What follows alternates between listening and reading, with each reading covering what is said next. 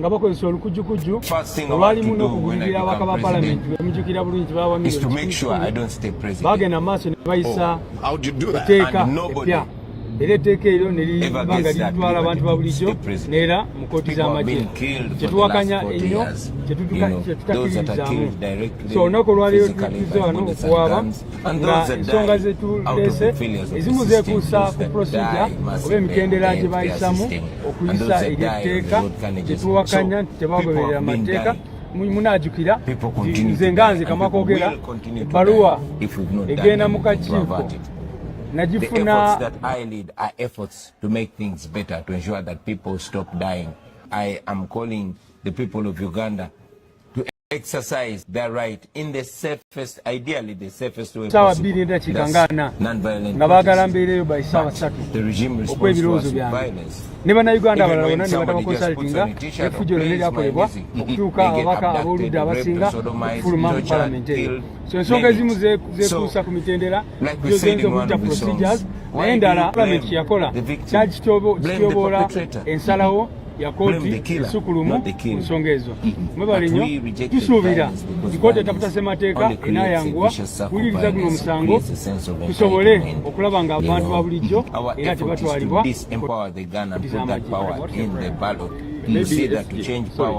never again shall we need to use violence.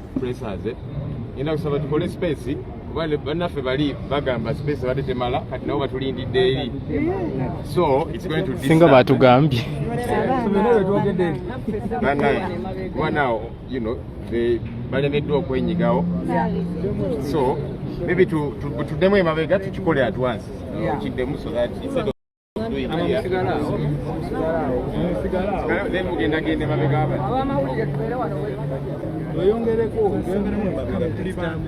kati bali be balina okujja bali be baba bajja bataddewo embeera tebatugambye andi w'amawulire ono w'amawulire asigalewo sound please bannange amatolodde tundenga. Okay, oli ku mpeo za Mapinda TV 1, Mapinda TV 2.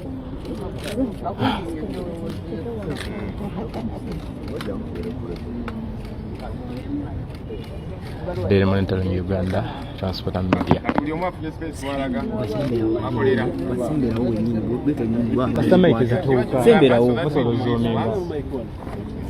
Mike NBS kwa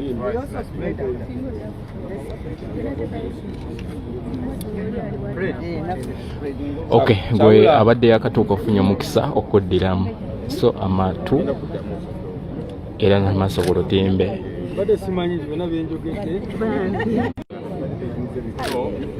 Tuli ku Court of Appeal oba giyite Constitutional Court. Munange ali ku Mapinda TV amanya ndowoozi Aroni the transporter katuwulire. So ladies and gentlemen, we are here today at the Constitutional Court of Uganda to file this petition as the National Unity Platform. This petition is being brought by the National Unity Platform against the Attorney General of Uganda, Anita Among, the Speaker of Parliament, Jacob Oboth, the Minister for Defense and Veteran Affairs. We are here to petition against the reenactment of the UPDF Amendment Act now, which was before then a bill, and we are saying that that bill is unconstitutional on account of many factors that you'll find here in this petition. We are praying that the amendment, the new act, is nullified by the Constitutional Court, which has powers to do so. Like I said, we have raised both substantive issues and procedural issues. You know that the procedural issues we are raising, they were there for everybody to see, that they violated all the processes that they should follow while passing laws. You remember, for example, as a Secretary General of a major political party, I received that letter inviting me to the committee at 8:41, and I was expected to be in the committee at 9 a.m. with a memorandum prepared to submit to the committee. And that happened to many other actors, including the Uganda Law Society and many other organizations in this country. So we are saying that in enacting that law, the Parliament did not follow the procedure. But most importantly, substantive issues, because as you know, for example, the Supreme Court was very, very categorical that civilians have no role being tried in military courts. But the Parliament went ahead after General Museveni issued, you remember how much money was given to members of Parliament and all that, which issues we are raising in this particular petition. So we are praying that that law is quashed immediately, and we want the Constitutional Court to issue a permanent injunction against the trial of civilians in military courts. Why the National Unity Platform? As you know, the National Unity Platform has suffered a lot under the hands of the military courts. As we speak now, we still have our comrades. Today we are here with Mama Machete, whose son has been in detention for more than 4 years now on the orders of that kangaroo military court. We are here with Olivia Rutaya. You all know the time she spent under detention until she was coerced into pleading guilty to crimes she did not commit. This man here, Gumayo, was also together with Olivia Rutaya and others tried by the military court. At the end of the last election, we had thousands of supporters of NUP who were taken to unit disciplinary committees, divisions court-martial, the general court-martial. All these military establishments trying our people, majority of whom were abducted, not given due process. You remember the team which was picked from Karangara, which included Eddie Mutwe, Nubian Lee, and many others. Those people were taken to the military court without following NLO and all that. So we are saying that the Constitutional Court has power and should quash the amended UPDF Act, in particular as relates to the trial of civilians in military courts. I want to also make it clear that that act included many other things about welfare and all that. We are not challenging those provisions. We are only challenging provisions which relate to the trial of civilians in military courts. Basewo ne banyabo onako lwaliro tuli wano ku kooti taputa ssemateeka nga tuzze wano okuleeta petition eno nga tusaba kooti taputa ssemateeka esazeemu etteeka eryayisibwa erya UPDF amendment okusingira ddala obuwaayiro obwo obukwata oba obwekuusa ku kuwozesa abantu ba bulijjo kooti z'amagye. Guno omusango guleetebwa National Unity Platform ng'ekibiina nga betuwaabira wa gavumenti ya Uganda Aneta Anita Among, Speaker wa Parliament, ne Jacob Both oyo nga ye minisita w'ebyokwerinda eyaleeta eritteeka.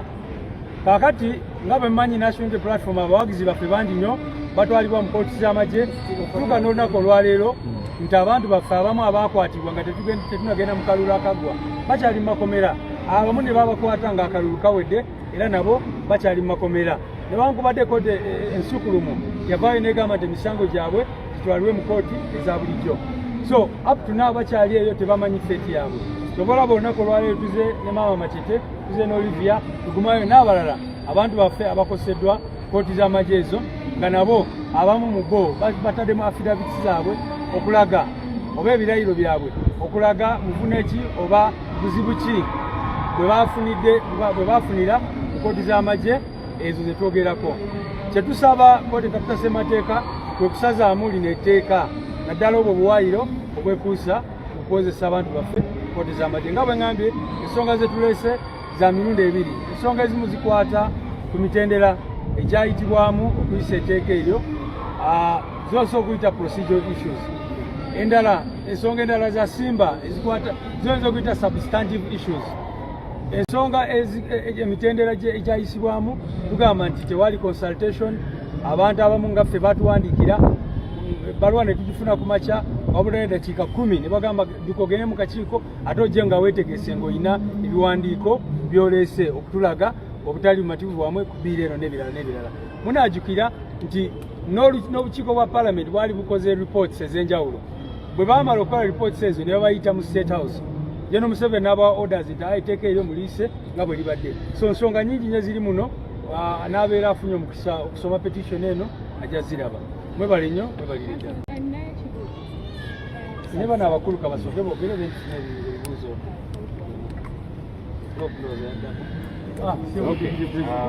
Mkulu ayingiddewo. Because what? Because of it.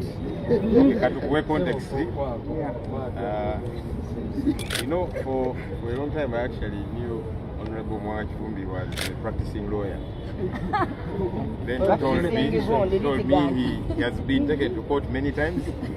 So he became a shadow lawyer. Those reasons are what mentioned. Anyhow, can you people move? Please, let's try to create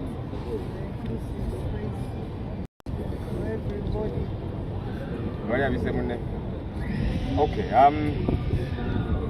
when this UPDF Amendment Act was passed in a very surreptitious manner like they did, we promised to go to court, to petition court. Here we are today. Of course, it's taken a bit of time because we needed to wait for the gazettement of this law, which took a bit of time and so on. So anyhow, we got set, and here we are filing this petition against this law. There's numerous issues that are of concern, but key of them are three. Number one, the Supreme Court did rule saying civilians have got no place under military courts.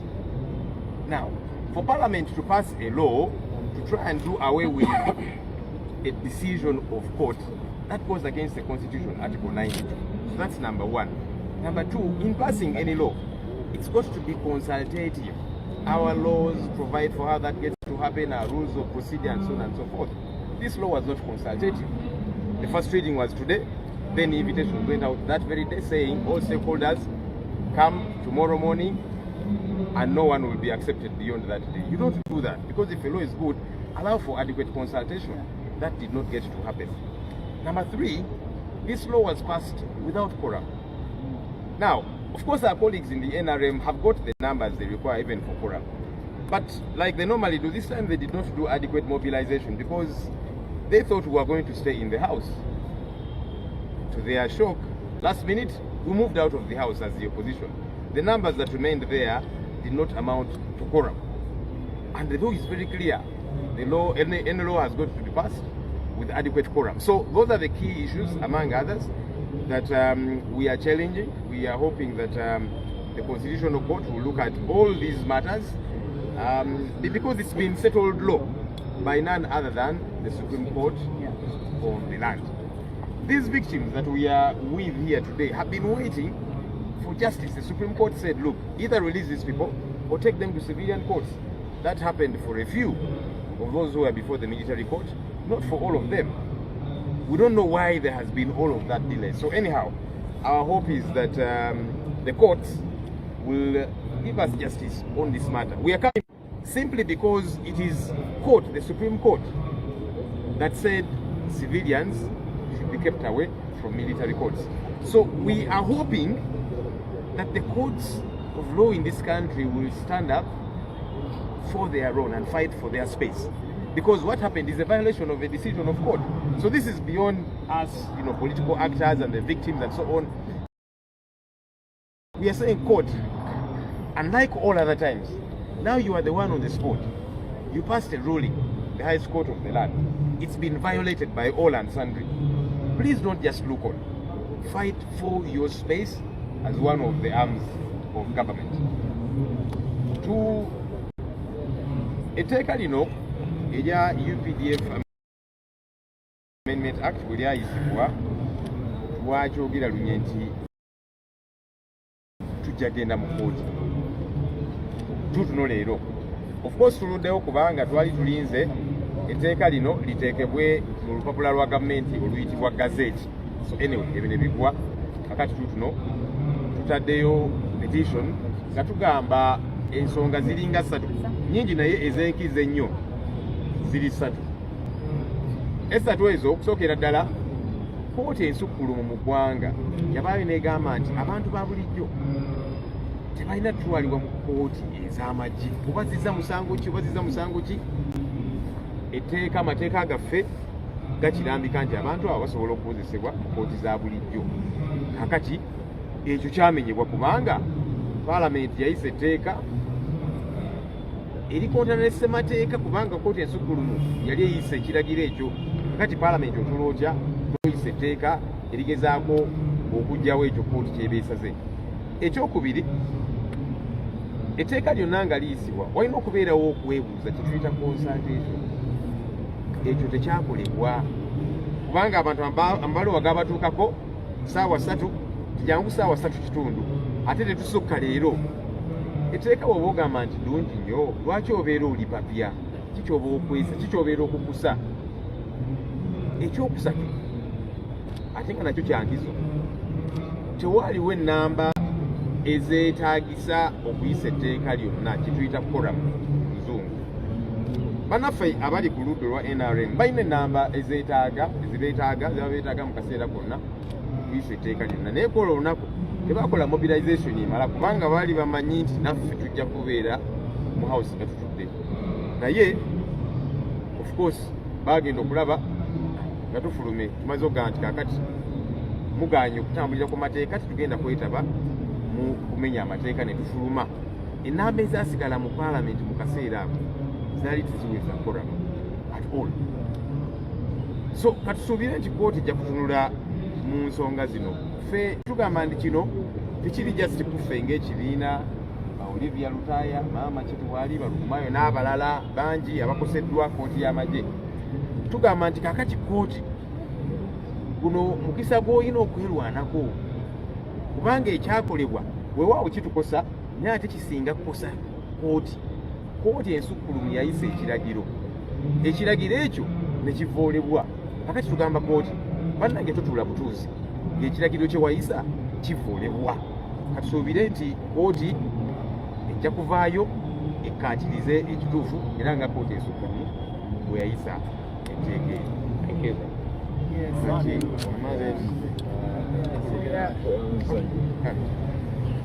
Today we are here on a very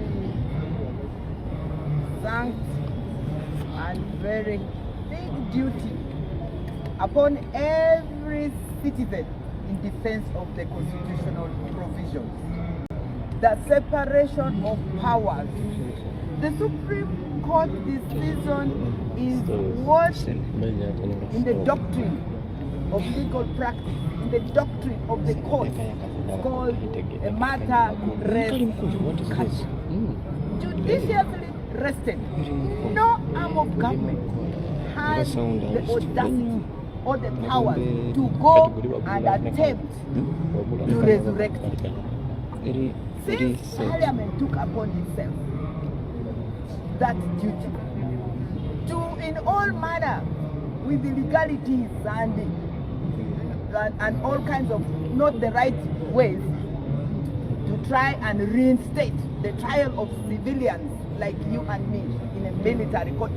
This is a process for all of us. We must all be following it. We are all affected by this decision of Parliament, by this amendment, and we are here in the Constitutional Court reinstating the decision of the Supreme Court. We are saying this is a matter judicially rested, and so must it be. Human rights is a fundamental. It's about humanity, your dignity. We are restoring, reclaiming our dignity, our voice, our power. And this is a call of duty. It's not a negotiation, it's not a paper. So we are calling all of us to be part of this journey of restoration of human dignity and sanctity of the separation of powers. Thank you. Olivia,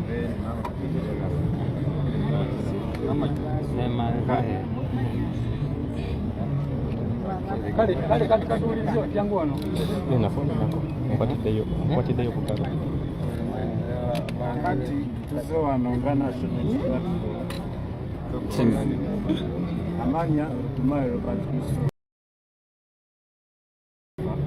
tuze wano ku constitutional court just njagala context yeveeyo bani era onakakwata ensonga ekisijogereko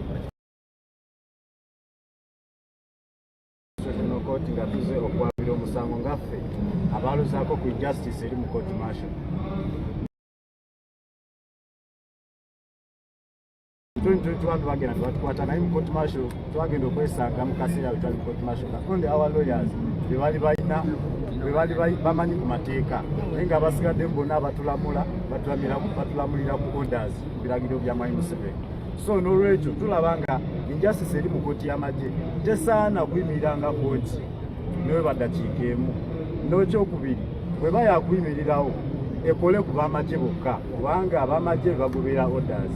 Omuntu nga twabagamba nti tulina nsonga lwaki mutuwisa wano kubanga tetuli bannamagye n'olwokubanga kooti egobera orders so si mateeka twekanga nga tumaze emyaka ena court martial ne batuweza mukomera kyokka the end of the day mu kuvaayo ne batunyigiriza tumale kukiriza misango okulaba nga tuvaayo ekiraga nti muli mateeka wabula tukolera ku biragiro bya Mwai Museveni. Tusaba Constitutional Court ekyuse mu mateeka eyo.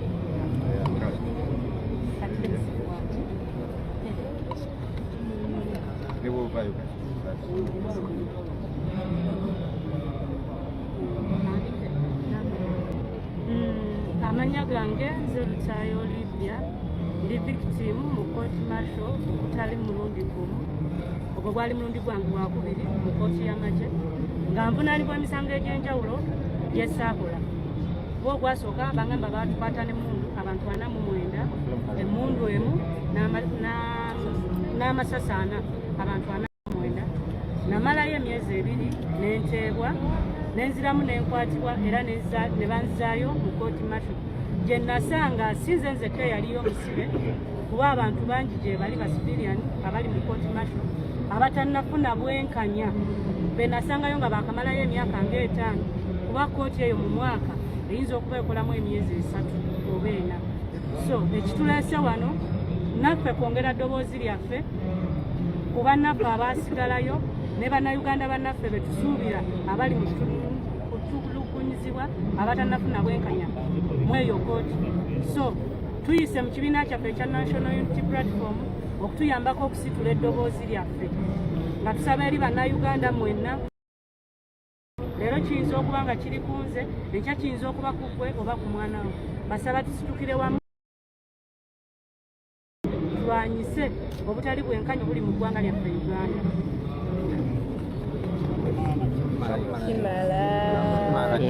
Machete.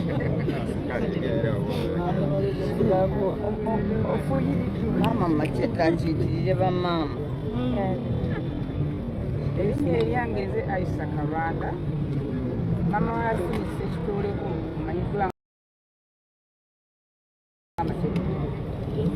kooti y'amagye yava mu kunnyigiriza n'enzitabusi lwakuba nkyayogera lwakuba nkyasi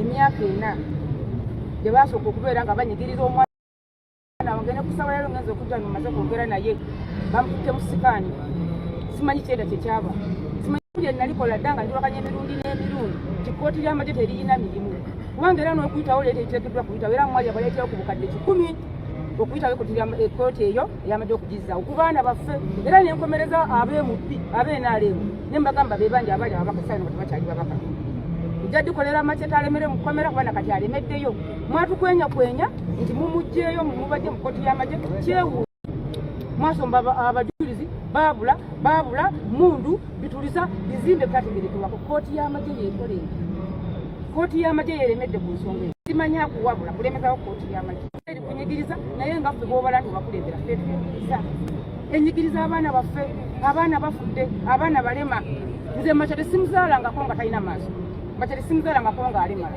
essaawa ino kutamwaga alubindi tatunula kooti y'amagye yatujjirira abaazaala abaana bannange buli alina omwana mu kooti nze nkiikiridde abaana 9 abaasigala mu kukomera basigalayo lwaki baagaana okukkiriza omusango bo tebamanyi tebootanga ku bizimbe tebootanga ku motoka za poliisi tebalina bomu tebalina mundu ne kusawo kyekibalemeza mu kukomera kati mwaka mulamba bano be baasindikiriza ne bakkiriza nga bavuddeyo kati bano bo bakutte mwaka gwa 5 bali eyo mwana waani linnya mu nkato zange zibazi kutuuka otambule nga mwana we yali mu kukomera myaka 5 omulabako kobe President Museveni gwoli bulungi nnyo tonakyoliraba tonakirikutuukako naye nze nyina obulumi bwa nsusu nyina obulumi n'amaziga ku mutima gwange bwa nsusu omwana wange siraba kitava mu kkooti mukomera mwatulimba limba nti mubaleze temubaleeta temubata wabula kkooti y'amagye n'oliisa n'obukadde 10 atuli wansi tukaafa mwatuka okugamba abaana abo nti bali mukomera mutemukyalina nnyo bibakolako naye ng'obukadde 10 obwawe wabulaka bazzeewo kkooti y'amagye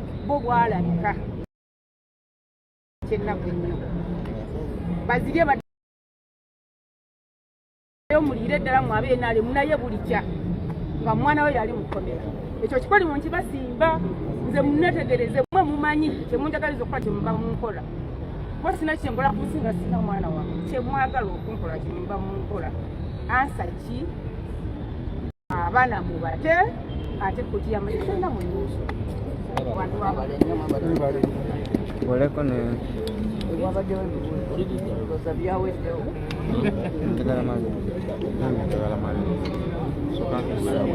namateeka waiso abantu twetagayo kuba namateeka tuyimbazaasi abanyamba oteekereyo sinia teekako okusawundi baba yange tekayo sound yenna gwe tekayo butesi zonna ziseeyo oba kweri wateriko nale osooka olindeko baba tekayo sound tukoleyo nalyo okay tutandike akasirikiryo tulina okusomoozebwa ffe nga bannamateeka ababadde nga tukola kukiikirira abantu bano mu kooti eza kooti nga ziraga nti kooti y'amagye ebiseera bingi tegoberera kye bayita principal fair hearing oba okukozesa abantu mu biseera era nga kino kyeyolekera ddala for example ambawe ya Bobby Young nti yasemba okujja mu kooti martial nga 3 Okitoba 2024 naye okutuukira ddala nga 17 February 2025 kooti y'amagye lwe yasazibwamu kooti y'amagye eri temuwanga lunaku lwonna lwakulira musango gwe yadde okunoonyereza okubeera nti balaba we gutuuse so ekyo kikulaga nti omuntu yenna ne bw'aba awozesebwa mu kooti y'amagye ne bw'aba w'amagye ne bw'aba si w'amagye waliyo okubeera nga eddembe ly'obuntu eryogerwako mu ssemateeka terituukirizibwa era nga tulese petitioni eno tugamba nti abantu bonna abawozesebwa mu kooti y'amagye ab'amagye n'ab'amagye bennyini eddembe lyabwe lityoboolwa ne bwenebeera nga kooti esigaddewo ku lw'ab'amagye bokka tulina okulwanirira eddembe lyabo abawozesebwa ne libeera nga teriyisibwa mu maaso mu kooti y'amagye then ekyokubiri ekyaba civilians okuba nti bawozesebwa mu kooti eyo tufunye okusoomoozebwa nti ebiseera ebisinga kooti eyo bw'eba etudde y'amagye ate tekkirizibwamu bantu ba bulijjo abooluganda b'omuntu ab'amawulire okukavalinga ebigenda mu maaso ate ng'ensi eba erina okutegeera nti okukozesebwa okwo kuli mu bulambulukufu era ebiseera ebisinga babaddeko ku kooti emulabye ng'abantu baggalirwa ebweru wa geeti y'amagye so amateeka gaffe galambika bulungi nti kooti yonna erina okubeera nga bw'eba eneewozesa omuntu ng'egobyemu abantu abalala erina okuwa ensonga lwaki egobamu abantu abalala era lwaki excludinga bannamawulire okavalinga proceedings ezo so ffe nga bannamateeka ensonga ezisinga obukulu lwaki tulaba nga kooti y'amagye yeetaaga okuba ng'ekubwamu toki n'okuba nti abannansi tebawozesebwa kyekyokuba nti emanyi okukola kutuuza kooti yaayo naye nga emitendera mu mateeka egyogerwako mu constitution tegigoberedde. Okay. Omulabi omulungi omulungi wa Map Media TV 1 Map Media TV 2 ne 3 ne 4 5 zonna Daily Monitoring Uganda Transport Media zonna jajja waazo Map Media TV mwezigwa tuli bwetyo bannamateeka ba National Unity Platform baleese gondi yaabwe katulire ku luzungu. By the Supreme Court ruling, Bobby Young had never gotten any date to appear before the court martial. Information of his case. That means that there is utter violation of the principles of natural justice in the court martial, and this does not stop with for civilians only, but it also extends to the armed officers that are supposed to be tried in that